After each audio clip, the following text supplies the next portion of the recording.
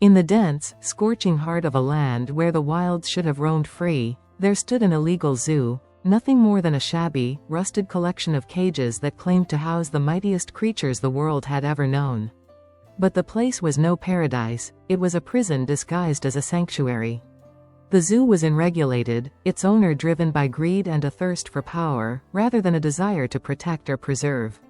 Simba and Nala, two lion cubs born to a pride in a nearby national park, were just weeks old when they were torn from their mother's care.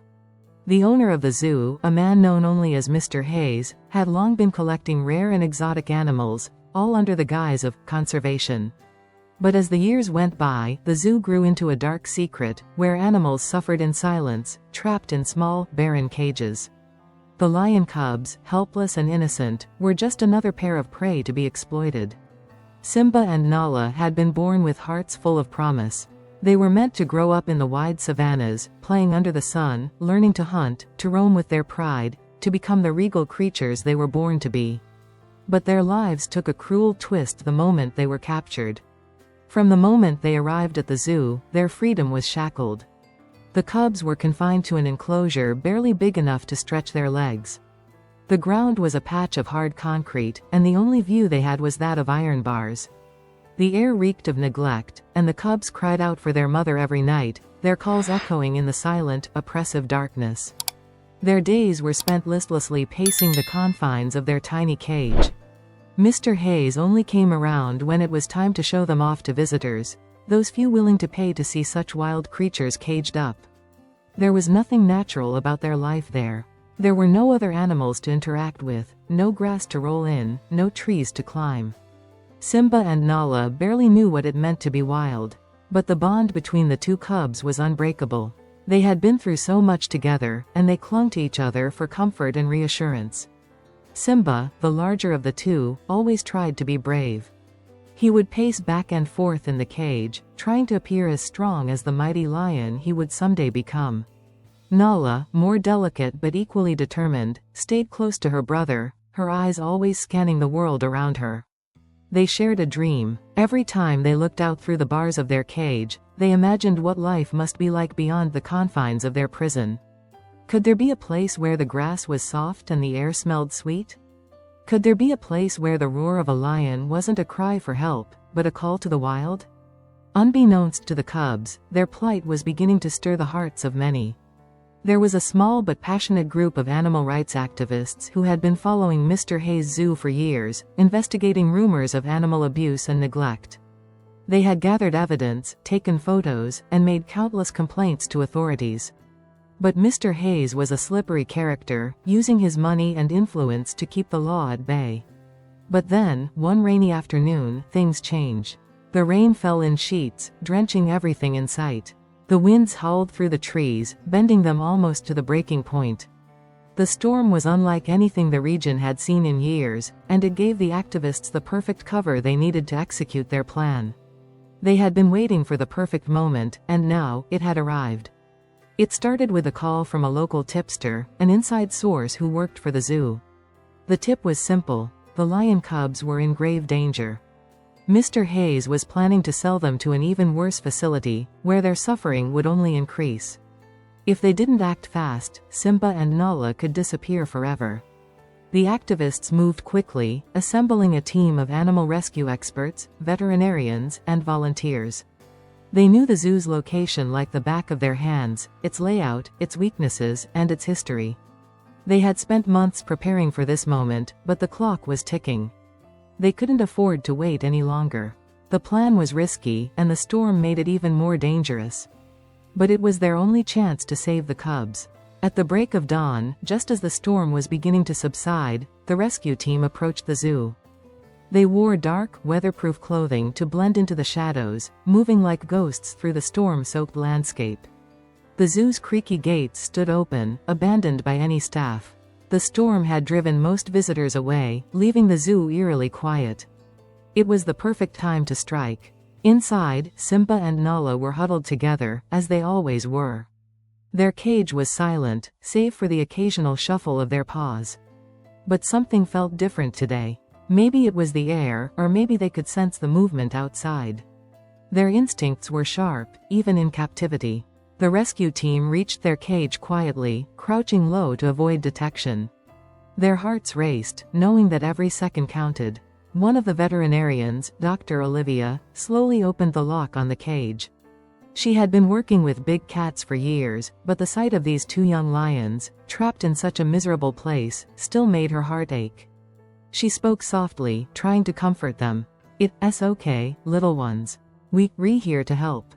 The cubs stirred, their eyes wide and alert. They didn't understand what was happening, but they instinctively recognized that something was different. And then, it happened. Simba and Nala, the innocent, frightened cubs, took their first steps toward freedom. The rescue team quickly but gently guided them into large transport crates that had been specially prepared for their journey. Dr. Olivia spoke to the cubs, her voice steady and reassuring, as they were loaded into the vehicles. The journey was about to begin, but their path was long and uncertain. Would they be able to thrive again, far from the terrible place that had once been their home? As the truck rumbled away from the illegal zoo, Simba and Nala gazed out the back windows, their once sad eyes now filled with a glimmer of hope. They had been freed from the clutches of cruelty, but the real challenge had only just begun. The real adventure, one of healing, discovery, and the reclaiming of their wild hearts, was waiting for them. And little did they know, their journey had just begun. Simba and Nala's journey out of the illegal zoo was one that would change their lives forever. The truck that carried them to safety rumbled through the storm-soaked roads, its tires splashing through puddles that reflected the dark clouds overhead. The cubs, still trembling from the traumatic experience of captivity, huddled close together in their transport crates. They could no longer see the place that had been their prison, but they could feel the weight of their past still pressing down on them. For hours, the truck traveled through winding roads, and in the silence, all that could be heard was the soft breathing of the cubs and the occasional murmur of the rescue team. Dr. Olivia, the compassionate veterinarian who had led the mission, sat in the back, speaking to the cubs in a low, calming voice. Her words were meant to soothe them, but in truth, she was as anxious as they were. "We're almost there, little ones," she whispered softly, her fingers lightly touching the side of their crates. Just a little longer. The storm had finally begun to dissipate, and the first light of dawn was starting to break through the clouds. The truck began to slow as they approached their destination, an animal rehabilitation center that specialized in big cats. It was a place known for its large enclosures, its pristine habitats, and its commitment to the welfare of animals. It was a sanctuary, and Simba and Nala were about to experience it for the first time. As the truck rolled through the entrance of the rehabilitation center, the team was met by a group of caretakers and experts, all eagerly awaiting the arrival of the cubs. They had been briefed on the cubs' condition and the challenges they would face, but no one could have prepared them for the emotional weight of seeing these two beautiful creatures, who had suffered so much, arrive at the gates of their new life. "Let's get them inside, and then we can give them some space," Dr. Olivia said, as she helped unload the crates. "They need to feel safe before anything else." Inside the large, secure enclosures, Simba and Nala were gently released. For the first time in their short lives, they were free to move without the constraints of a tiny cage. Their eyes widened as they took in their new surroundings, a sprawling landscape of grass, trees, and the distant sound of other big cats roaring in the distance. The air smelled fresh, earthy, and wild.